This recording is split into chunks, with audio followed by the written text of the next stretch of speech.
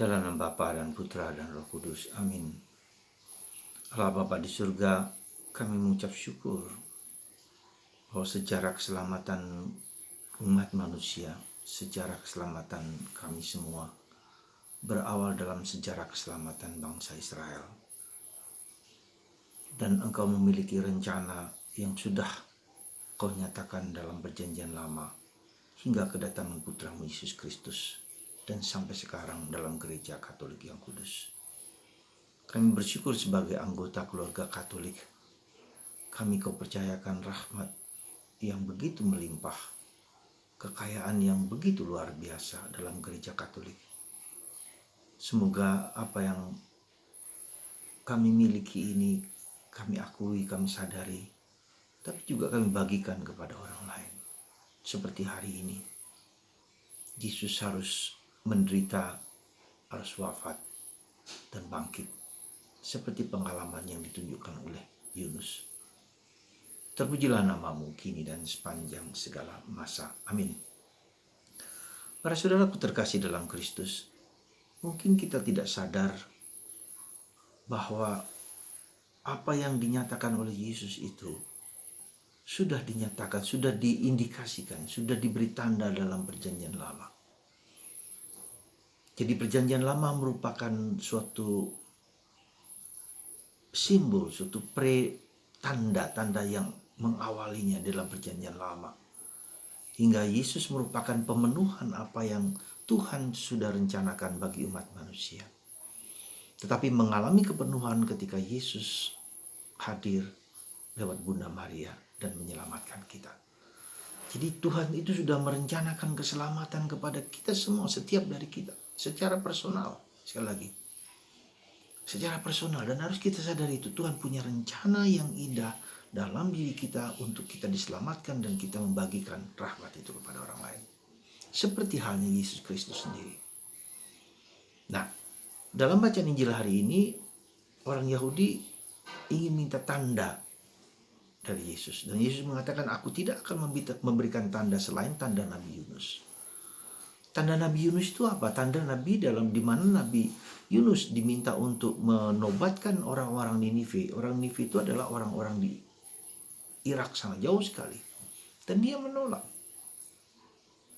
Dan karena penolakan itulah maka dia dilemparkan ke laut ketika dia sedang mau lari ke kapal dan tidur, dilemparkan ke laut dan masuk perut ikan selama 3 hari lalu dimuntahkan. Ya. Lalu kemudian Yunus bersedia menobatkan bangsa Ninive. Dan orang-orang Ninive, raja sampai semua binatang kemudian bertobat karena pewartaan dari Yunus bahwa mereka akan ditunggang langgangkan. Ya. Nah, simbolisme Yunus inilah yang kemudian menjadi simbolisme Yesus. Dinyatakan oleh Yesus, Yesus harus menderita, harus wafat, dimakamkan, dan bangkit dan mulia. Seperti halnya Yunus dimasukkan menolak dalam tanda petik, kemudian dimasukkan ke dalam perut ikan selama 3 hari, lalu dimuntahkan bangkit lagi. Ini kan simbolisme yang aneh, tapi itu sesuatu yang menyatakan ada sesuatu yang mau disampaikan. Nah, perjanjian lama penuh dengan banyak hal seperti itu. Ya, banyak hal. Ya, tentang misalnya Yusuf dalam perjanjian yang dibuang ke Mesir, lalu dia akan menyelamatkan keluarganya.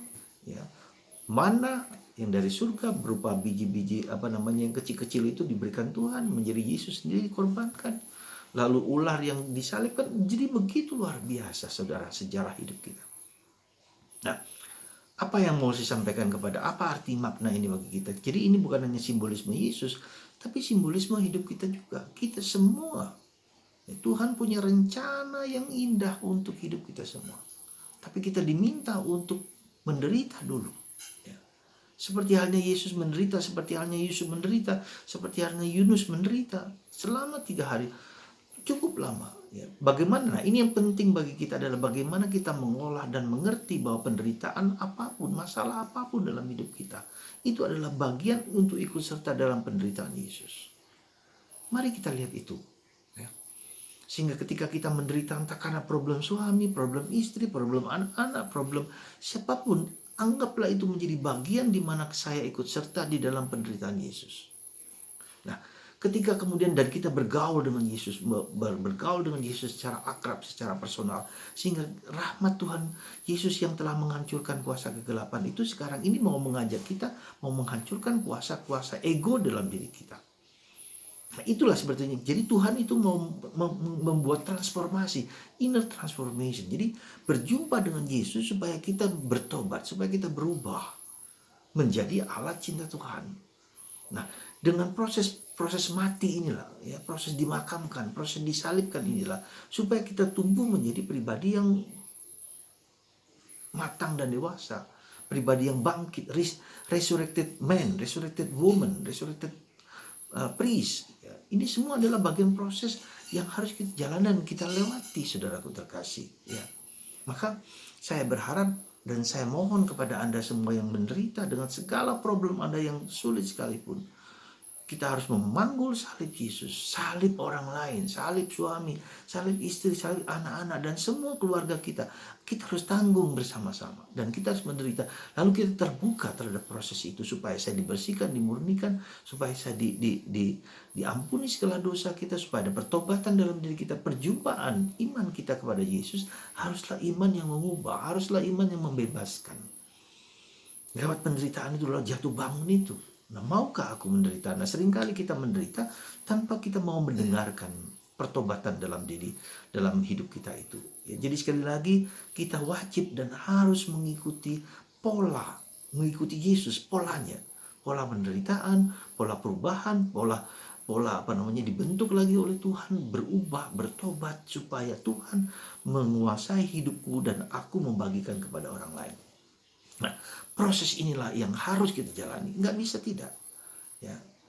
Nah, maka saudaraku terkasih, langkah apa yang saya anjurkan dan saya harapkan dari Anda adalah langkah mengikuti Yesus, obsequio Yesus Kristi, mengikuti Yesus, pola Yesus, hidup Yesus, seperti apa Yesus itu. Nah, kalau sekarang saya menderita, mari kita resapkan, kita terima, ya Tuhan, aku menerima salibku ini bersamamu, ubahlah aku seperti yang kau kehendaki.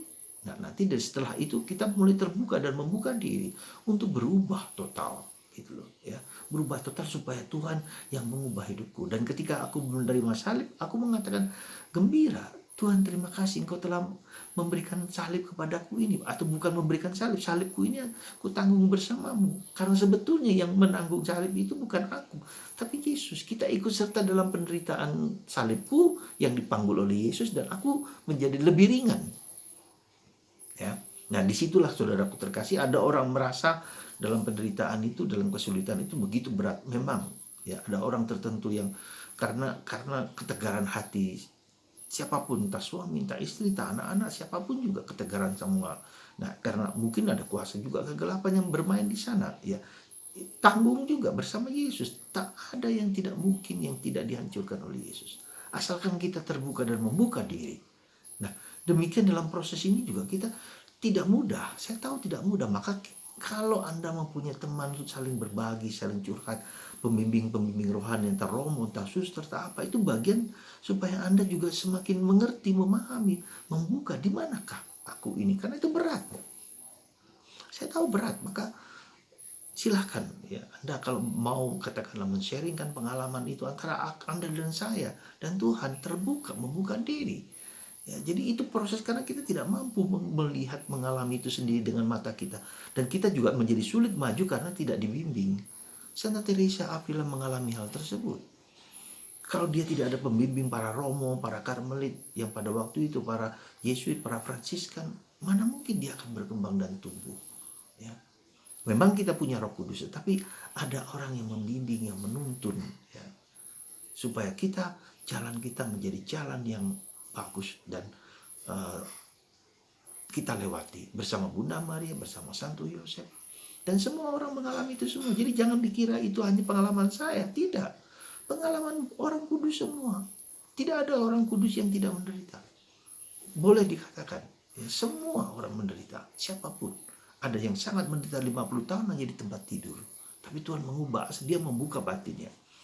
untuk karya keselamatan. Jadi Anda tanda keselamatan dalam diri kita masing-masing yang Tuhan mau berikan kepada kita, terimalah, dan kita menjadi alat cinta Tuhan untuk keselamatan manusia semua. Itulah tanda Yunus, maknanya bagi kita, bagi Anda semua. Jadi sekali lagi, apakah Anda mau menjadi tanda keselamatan dalam hidup Anda? Monggo, silahkan. Asalkan kita berani menanggung salib dan mengatakan, Yesus, salib ini kutanggung bersamamu, bersama Bunda Maria dan Santo Yosef, bersama malaikat agung Mikael, Gabriel, dan Rafael, dan malaikat pelindung kami.